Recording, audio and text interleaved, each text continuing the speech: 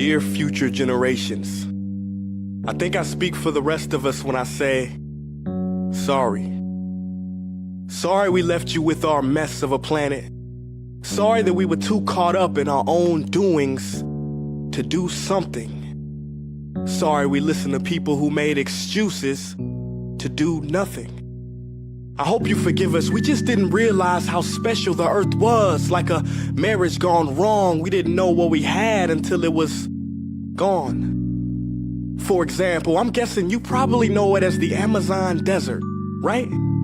Well, believe it or not, it was once called the Amazon rainforest, and there were billions of trees there, all of them gorgeous. And oh, you don't know much about trees, do you?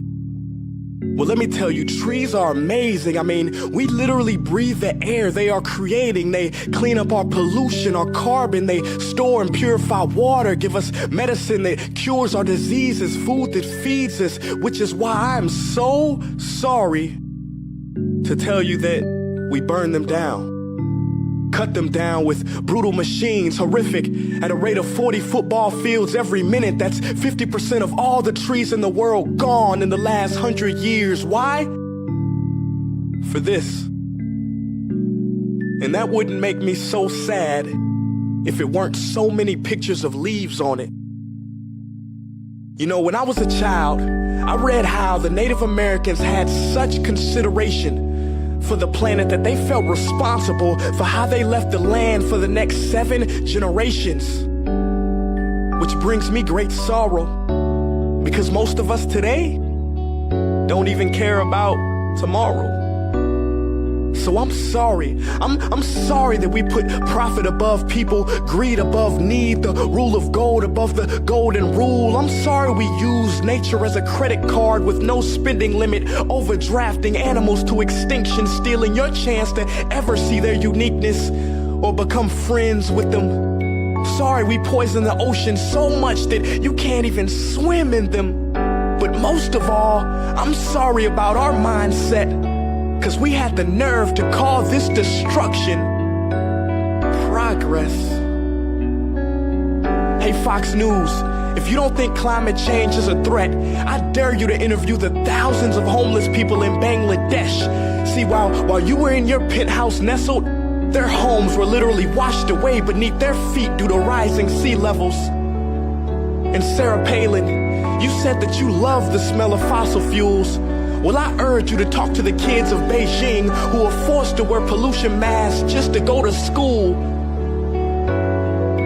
See, you can ignore this, but the thing about truth is, it can be denied, not avoided. So I'm sorry, future generations. I'm sorry that our footprint became a sinkhole and not a garden. I'm sorry that we paid so much attention to ISIS and very little to how fast the ice is melting in the Arctic.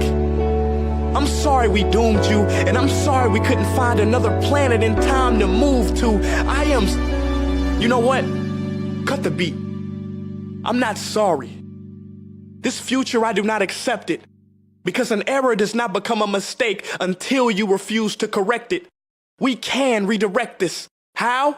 Let me suggest that if a farmer sees a tree that is unhealthy, they don't look at the branches to diagnose it, they look at the root. So like that farmer, we must look at the root, and not to the branches of government, not to the politicians run by corporations. We are the root, we are the foundation. This generation, it is up to us to take care of this planet. It is our only home. We must globally warm our hearts and change the climate of our souls and realize that we are not apart from nature, we are a part of nature. And to betray nature is to betray us. To save nature is to save us. Because whatever you're fighting for, racism or poverty, feminism, gay rights, or any type of equality, it won't matter in the least.